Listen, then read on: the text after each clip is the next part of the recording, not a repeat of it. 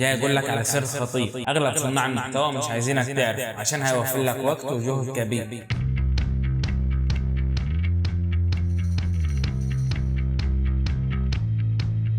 مساء الفل، ازيك يا مليونير من اخي؟ عاملين ايه؟ كويسين؟ في فيديو النهارده جاي اقول لك على سر خطير اغلب صناع المحتوى مش عايزينك تعرفه عشان هيوفر لك وقت وجهد كبير، وهو انك ازاي تخلي الفيديوهات بتاعتك مناسبه لاي منصه تاني. فدي هنعرفوها النهارده مع بعض في الفيديو ده، ازاي بخلي فيديوهات اليوتيوب بتاعتي ايا كان ايه هو الفيديو مناسب للمنصات التانية، علشان ما اضطرش اصور كونتنت منفصل للمنصات التانية وحديها. كاي صانع محتوى بيحب يبقى ليه تواجد على اغلب المنصات او على كل المنصات على قد ما يقدر، فلازم يصور مثلا كونتنت لليوتيوب وحده وكونتنت تاني منفصل للمنصات التانية. فبدل ما اني اصور كونتنت لليوتيوب وكونتنت تاني منفصل للمنصات التانية، انا باخد فيديوهات اليوتيوب بخليها مناسبة للمنصات التانية عشان اوفر على نفسي وقت وجهد، ما اضطرش اصور كونتنت منفصل تاني. فتعالوا نشوف ان بنعملها ازاي على برنامج ادوبي بريمير. اولا انا بروح افتح البروجكت بتاعي على ادوبي بريمير، اكيد انت مسيفه وما مسحتوش. البروجكت بتاعك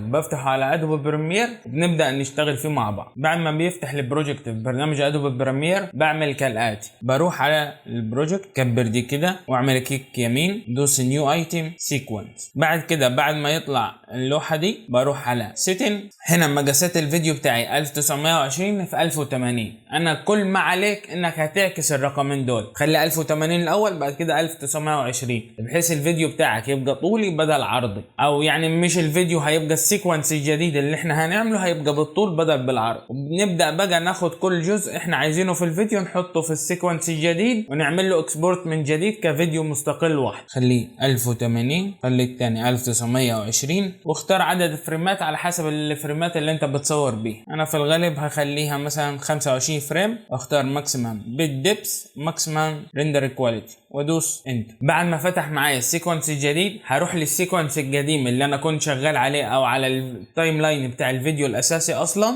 وابدا اختار الجزء اللي انا عايزه واحطه في السيكونس الجديد عشان يبقى بالطول بدل بالعرض، وابدا اظبط كل حاجه في مكانها الجديد. انا ليه بختار ان انا بشتغل على البروجكت زي ما هو؟ ما انا ممكن اخد الفيديو اللي معمول له اكسبورت واشتغل عليه، بس الاليمنت او الحاجات اللي بتظهر وتختفي اللي انا حاططها في الفيديو مش هعرف اغير اماكنها، هتبقى ثابته. فممكن حاجات ما تظهرش تطلع بره الفريم بتاعي خالص. فانا بختار ان انا بشتغل على التايم لاين القديم بنقله وابدا اشتغل فيه عشان يديني امكانيه اقدر اشيل واحط الحاجات او الاليمنت اللي بتظهر وتختفي اخليها ظاهره في الفريم بتاعها الجديد. وفي الغالب عشان اخلي الفيديوهات دي مناسبه للمنصات التانية بختار مده دقيقه من الفيديو واخليها دي فيديو جديد، لان في منصات ما بتقبلش وقت اكتر من دقيقه، فانا بحاول اخليها دقيقه واحده من الفيديو، اخدها احطها في التايم لاين واظبطها واظبط الاليمنت اللي فيها واعمل لها اكسبورت وحديها من جديد. فدي حاجه انك تخلي بالك منها، تحاول ما تزودهوش عن دقيقه. في حاجات ببقى مضطر لان بتبقى المعلومه كامله في اكتر من دقيقه، فمش هينفع اقطعها عشان تبقى المعلومه توصل للمشاهد بشكل كامل، فدي بتبقى غصب عني، فبضطر ان انا اعملها دقيقه و10 ثواني 15 ثانيه على حسب المعلومه اللي انا بشرحها في الفيديو. فانا اخد مثلا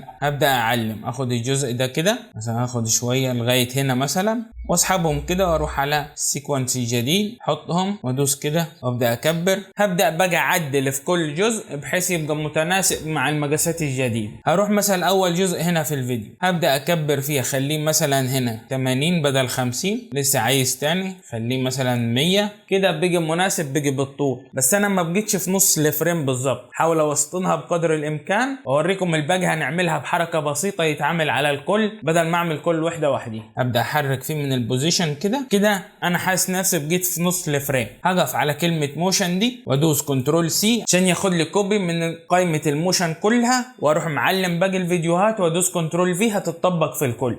اعمل كده دوس كنترول في كده طبقت على الفيديو كله، يعني كل الفيديو هيبقى في نفس المكان بنفس اعدادات الموشن هي. فنروح بقى للعناصر اللي احنا حاطينها، مثلا دي مش ظاهره كلها، نصها طالع من هنا ونصها طالع من هنا، فابدا اصغرها شويه. دي الفكره اللي عشانها انا بستعمل الفيديو القديم، اخد التايم لاين وابدا اظبط فيه، عشان لو ما استعملتش بالطريقه دي وخدت الفيديو اللي معمول له اكسبورت اصلا مش هعرف اظبط الحته دي، او مش هعرف اظبط الاليمنت اللي بتظهر وبتختفي. هبدا اصغرها دي شويه كده، اصغرها تاني خليها مثلا 60 كده، بدات تظهر كامله في الفريم. ابدا انزلها لتحت عشان انا كنت حاططها على الترابيزه في الفيديو، خليها في مكانها هو. دي برضو ما ظهراش، هنبدا نظبطها تاني، صغر شويه، ابدا احرك كده. ظهرت دي في الفيديو مثلا، خليها هنا كده عشان ممكن تحت هتيجي عليها حاجات بتاعت المنصات فمش هتبقى ظاهر. صغر دي شويه، صغرت اوفر يعني، حركها كده شويه تحت، خد الجزء الاخير اطلع لفوق كده، صغرها برضو شويه عشان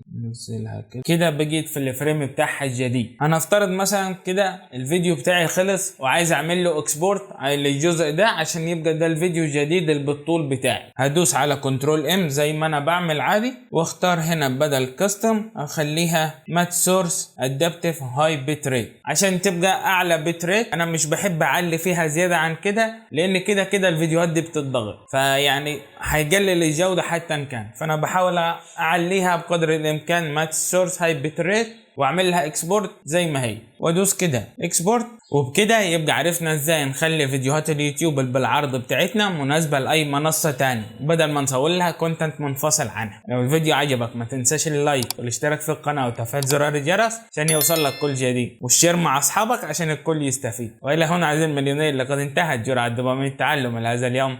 انتظركم في جرعة اخرى، الى اللقاء.